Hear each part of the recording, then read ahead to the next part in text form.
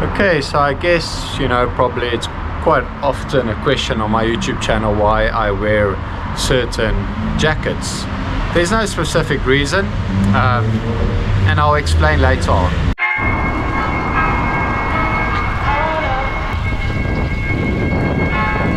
So just a normal endurance socks for today, nothing special.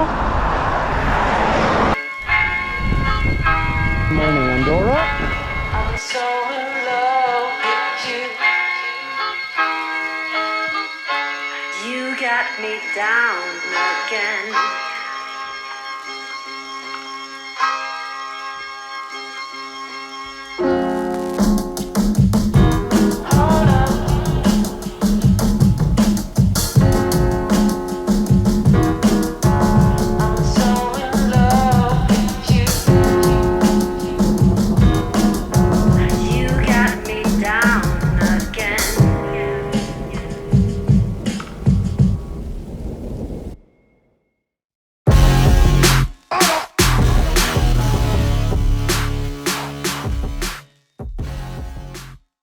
Okay, crossing the border into warmer territories here into Spain for a lovely day of intervals, as they would say. Hey, what's up everyone? Welcome back to yet another vlog. If you're still watching, or if you skipped the previous vlog about Mathieu van der Poel, go ahead and look at that. Today I'm basically doing a long 4-hour ride with a long interval of 40 minutes at anything about 350 watts, and well, the purpose of that is for one of the specific stages in Tour of Langkawi, which is Genting Pass, which is 25 k's at 7%. So I'm just doing kind of specific training in taking that into consideration, although I'll go as a domestique for Sean Bennett. Hopefully he does a good GC there for us in the team classification. However, important in today's interval, I should do it in the last hour of the 4-hour ride.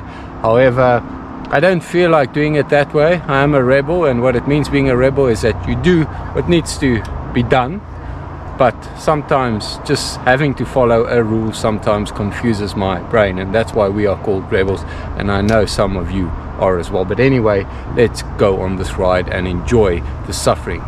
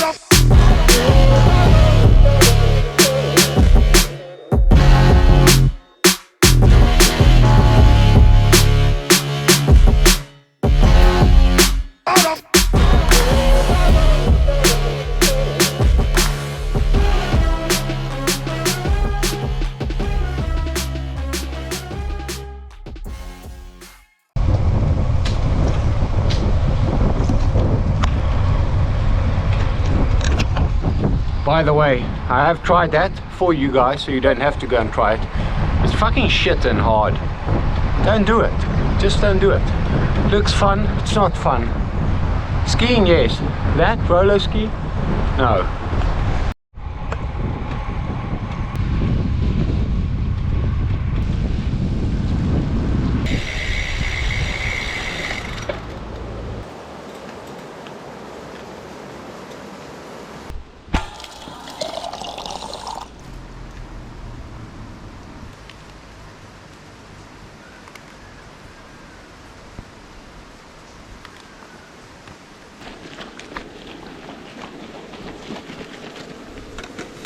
Guys, I'm between a rock and a hard place, or a hard place and a rock.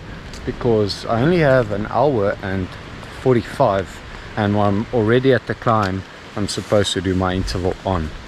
So what does that mean? It means my training program says specifically I have to do the last 40 minutes at 350 watts.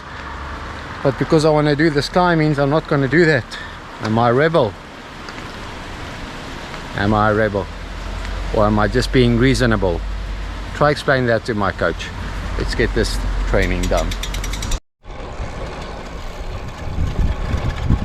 Okay people, let me quickly explain how this Strava segment is going to work by rating and judging my performance. So either way, whether you like it or not, if I do well on it, I'll probably complain and say it was a headwind. If I just miss it, it's because it's a headwind. And for the people in the comment section that don't agree, it's a headwind. I don't see any of you around you to dispute that.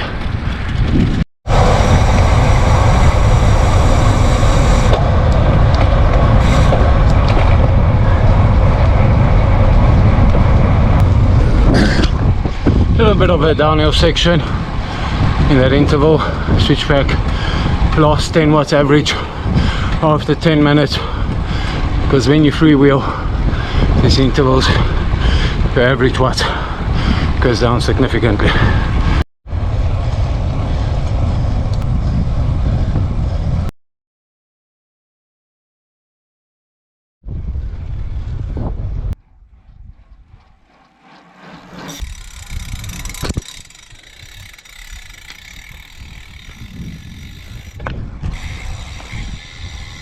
Okay, so that's called De La Trava, not that high, but yeah, I mean, if you go all the way down into La Seu, this small town in Spain, it's really low, so you do climb about almost 1,000 meters. I think this is about 5.5% a big bait climb. Did about 375, I guess. I think just two minutes short of the calm. I have a slight headwind, not kidding with you, but I mean, you won't know if I'm speaking the truth. But anyway, alone, no slipstream, not behind a car, so they're pretty close. But I don't think so many people come here to go full gas. The climbs in Andorra is particularly impossible to get a king of the mountain. But anyway, I'm going to descend a bit here, put on a warm jacket. First let the sweat dry before I put on a warm jacket, and enjoy the 15k smooth downhill. This tar and road has just been done over, so it's amazingly smooth.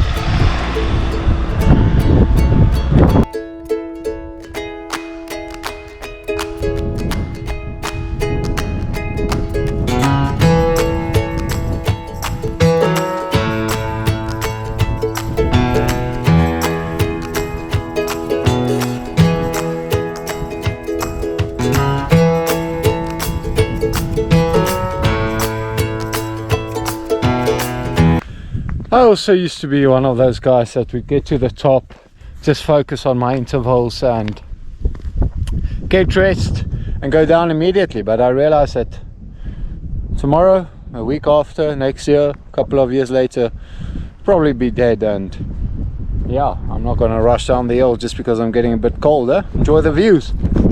There is La Seu down there.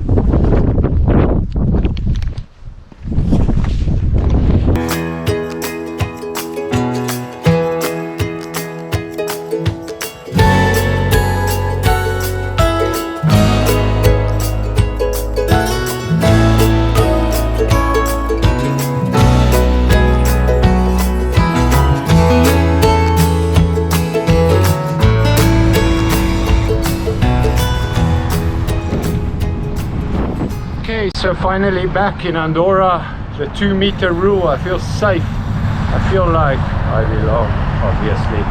Anyway, long story short, guys, the reason I sometimes wear different team jackets, it's not about the one jacket has better quality than the other jacket. It's just certain material keeps you drier than other material at certain times of the year. And Andorra, the temperatures fluctuate quite a lot, So sometimes I feel this jersey at this temperature suits me better. I'll dry up easy, I'll stay warmer, blah blah blah. It's not about the quality of the jacket. So there you have it. It's not because a certain team jacket is worse than the other. It's actually the cheapest ones or the worst ones that you would think sometimes, especially when it's snowy, gives me the driest because the air travels through easily. But it doesn't mean it's a better racing jacket. Just think of that.